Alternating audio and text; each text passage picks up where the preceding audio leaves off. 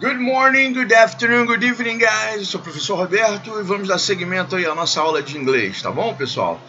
Hoje eu não vou trazer dica de filme, ou de música, hoje eu vou trazer dica de livros. Esse aqui é um dos livros que eu li quando era criança, cara. Os primeiros livros que eu li, Stephen King, O Iluminado, super recomendo.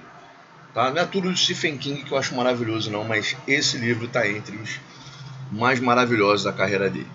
Bom, depois dessa introdução, vamos direto aí para a nossa matéria. Hoje nós vamos ver esse assunto sensacional, conjunctions. Primeira parte, o assunto conjunctions é um pouquinho extenso, então a gente vai dividir ele. Essa semana a gente vai ver esses aqui, coordinating and correlative. Na próxima semana a gente vai ver os outros tipos, são os subordinating, tá?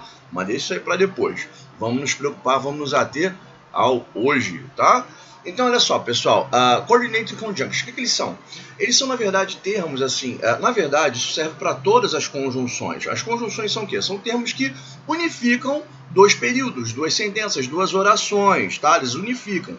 Só que quando eles fazem essa função de unificar, de juntar esses dois períodos, eles dão um sentido, eles dão uma conotação específica a cada um deles, tá bom? Vamos olhar primeiro quem são eles aqui quando a gente fala especificamente de coordinating conjunctions, tá? Quando a gente fala desses específicos, pessoal, nós estamos falando de for, estamos falando de and, estamos falando de nor, de or, de but ou yet, ou de so, tá? Então, coordinating conjunctions são esses. Eles unem essas duas orações independentes e dão essa específica conotação, tá? Quais são essas conotações? Quais são esses sentidos? Enfim, se a minha frase tiver um sentido, se na minha frase eu estiver usando, por exemplo, a conjunção for, essa conjunção dá um sentido de explicação, tá?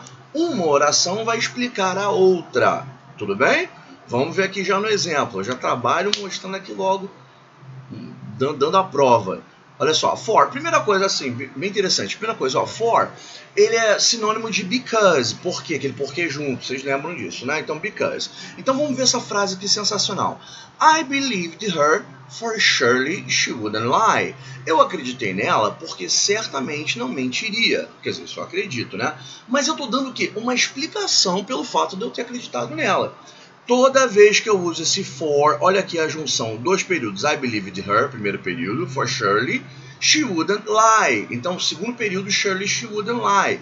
Eu usei o for porque eu estou realmente explicando com um segundo período, eu estou explicando a razão do meu primeiro. Tá legal?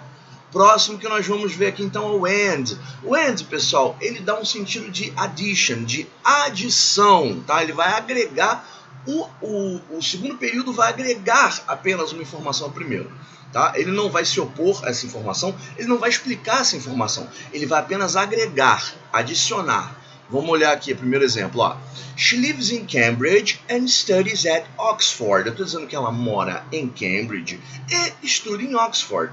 Aí, olha só, eu não estou explicando, eu não estou me opondo, eu estou apenas agregando uma informação. O primeiro período trouxe uma informação e eu agreguei com o segundo período uma outra. Nesse caso, olha o link que a gente usou aí. Sim, as conjunções, pessoal, elas são popularmente conhecidas também como linking words, porque elas fazem esse link justamente entre dois períodos, ok? Vamos seguir aí, vamos ver os próximos. Continuando os coordinating conjunctions, a gente tem aqui o or e o nor, tá? Os dois falam, pessoal, de orações alternativas, tá? Que mostram uma alternância.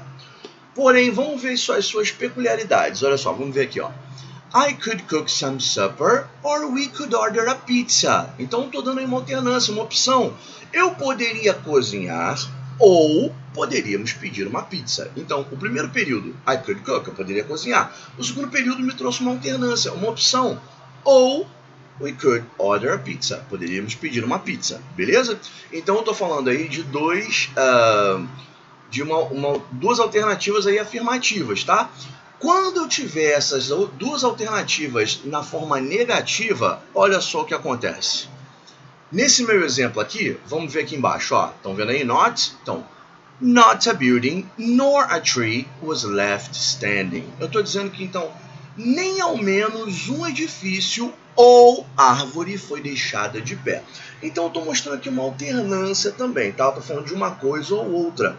Porém, minha frase aqui tem uma conotação negativa. Então eu estou dizendo aqui, ó, nem ao menos um edifício ou árvore, ou seja, nenhum edifício e nenhuma árvore. Os dois estão na negativa. Nesse caso, pessoal, eu não uso mais o or quando eu tenho essa alternância negativa. Na alternância negativa, eu uso o nor, tá? Eu sei, vocês pouco devem ter visto ele. Ele não é muito visto popularmente, mas gramaticalmente é a melhor forma de você falar, tá legal? Sempre que você tiver uma frase negativa e tem que mostrar essa alternância, teoricamente você usaria o or, não, você usa o nor.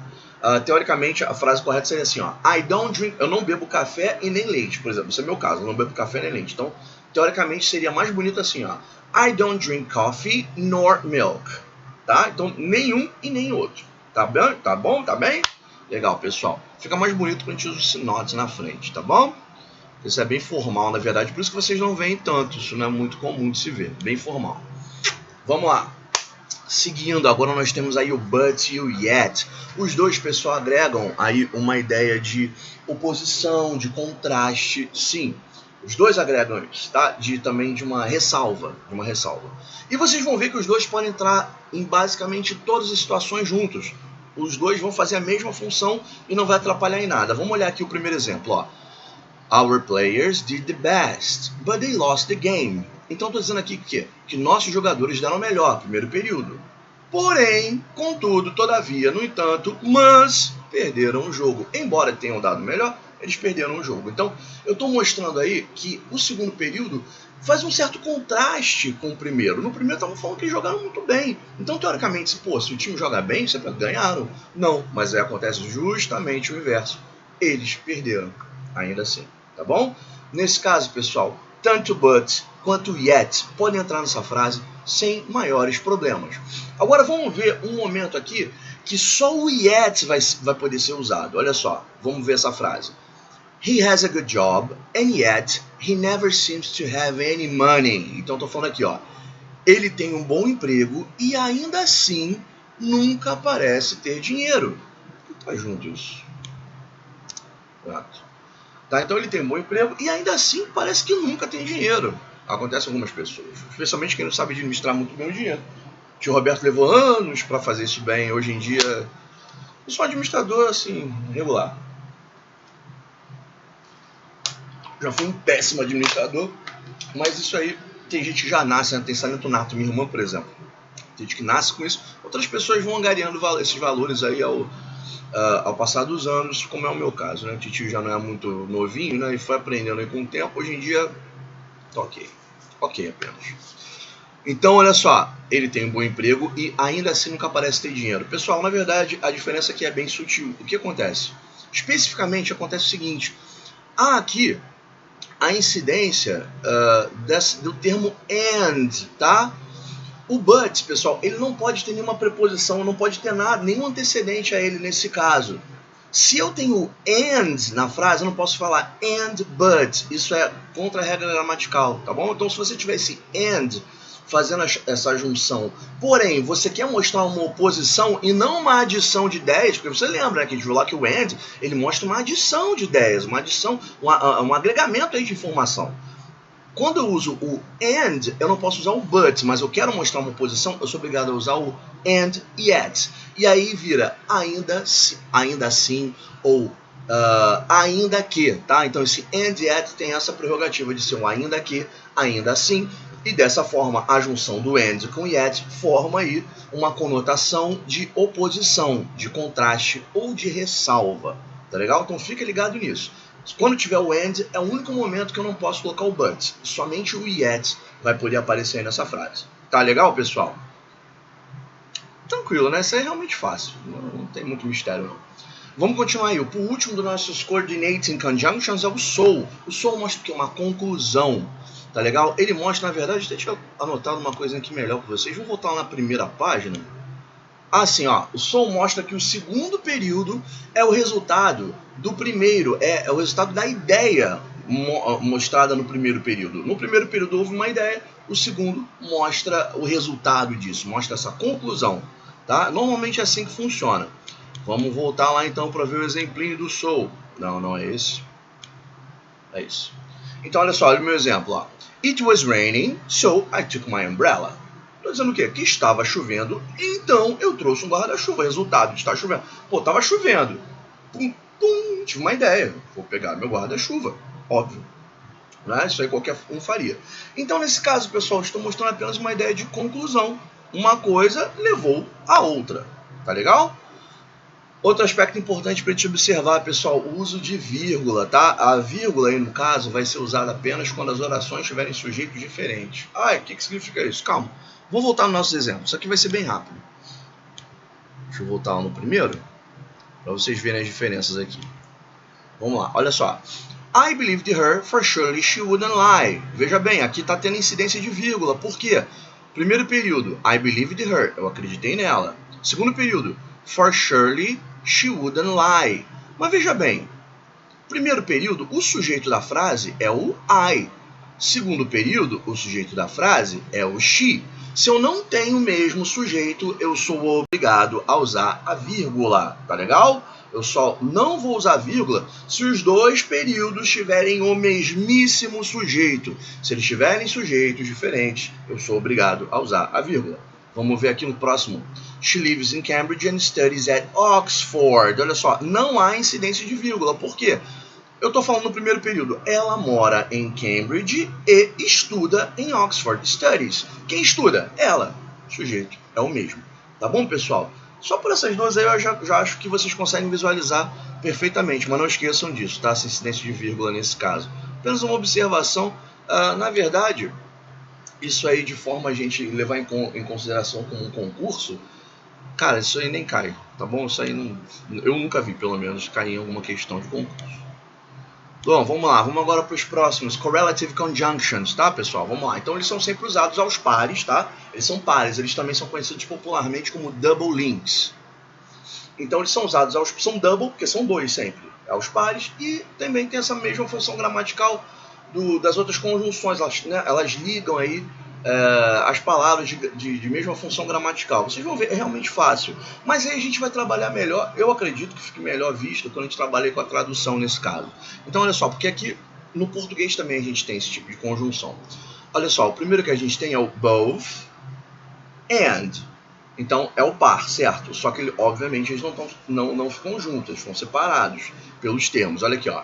She both sings and dances. Então, estou dizendo que ela tanto canta quanto dança, tá legal? Both sozinha ambos, and sozinha e. Mas quando eles se juntam, quando eles estão dentro dessa relação de função de conjunção, eles funcionam como tanto quanto. Então, ela tanto canta, she both sings, quanto dança, and dances. Tá legal, pessoal? Vamos seguir aí, ó.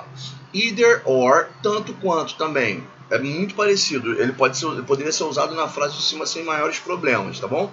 Esses dois são realmente basicamente iguais. Vamos ver. We can go either by bus or by car. Então, estou dizendo aqui que nós podemos ir tanto de ônibus quanto de carro. Either by bus or by car, tá bom? Então, temos essa conjunção, esse double link aí bacana. Vamos ver o próximo aqui, ó. Neither e nor, que o neither, o primeiro é nem ou não, tanto faz, e o segundo é nem. Então vamos ver aqui, ó, tá? Não é nem de... Oi, nem, pelo amor de Deus, né? Que exemplo. Vamos lá, então, ó. Nossa, hoje tá mais quente. I neither smoke nor drink, tá? Então aqui nesse caso, pessoal, não é igual aquela hora que entra o nor, fazendo aquela relação só de alternância negativa, não. Aqui ele está entrando como essa conjunção. Se ele está com neither, ele já entra como nem ou não nem. Então vamos ver aqui, ó. I neither smoke nor drink. Eu nem fumo e nem bebo, tá? Not only but also. O primeiro aí fica não somente, mas também. Então vamos ver aqui na frase, ó. She not only sings, but also dances. Eu não sei porque eu não coloquei aqui o... Então aqui fica, ela não somente canta, mas... Ou como, pode ser como também, tá? Mas também... Não, como também fica mais bonito. Como também dança. Pronto. Ela não somente canta, como também dança. Ok? Próximo aí. As ou so e outro as. Então aqui é tão quanto, tá? Você pode usar no primeiro as ou so, tanto faz, e no segundo o as. Então olha só. He's not as bad as many think, ou he's not so bad as many think. E ambos vão querer dizer, ele não é tão mal quanto tantos pensam. Tá legal? O último, weather. Esse weather, pessoal, ele, embora quando ele está exercendo essa função de conjunção, a gente não pode usar o if, mas o weather, tradução do weather é exatamente a mesma coisa que o if. A tradução do weather é se, tá legal? O segundo termo é or. Então, se ou... Então, olha aqui o exemplo. Have you decided whether you will come or not? Então, você já se decidiu se irá ou não, tá? Então, você já decidiu se irá ou não. Have you decided whether, que é igual ao if, porém não nesse tipo de frase de conjunção. You will come or not. Tá legal, pessoal? Então, ele dá essa condição aí para vocês também. Bom, hoje é mais curtinho mesmo, tá? Hoje foi só essa parte. Na próxima semana, na próxima aula, nós vamos finalizar o assunto conjunções, mostrando as conjunções subordinadas. E por hoje é só isso. Dê uma olhadinha lá, pessoal, que já temos alguns exercícios para vocês observarem na página 37 da apostila de vocês, tá? A sugestão que eu dou é também vocês seguirem fazendo esses textos preparatórios já do Enem e da UERJ, justamente para vocês ficarem já atentos aos meandros aí dessas provas tão importantes que serão no futuro de vocês. Tá bom, pessoal? Eu vou até verificar algum jeito de mandar esse gabarito em algum momento, mas já é bom vocês adiantarem com bastante coisa, podem fazer isso aí também, tá? Então, por hoje é só isso. Um grande abraço a todos, um beijo a todos também. Fiquem bem. E meu recadinho final, that's all, folks. Isso é tudo por hoje. May the force be with you. Aquela frase maravilhosa Jedi pra gente terminar o nosso vídeo lá no alto. Um beijão a todos e até semana que vem. Bye, bye.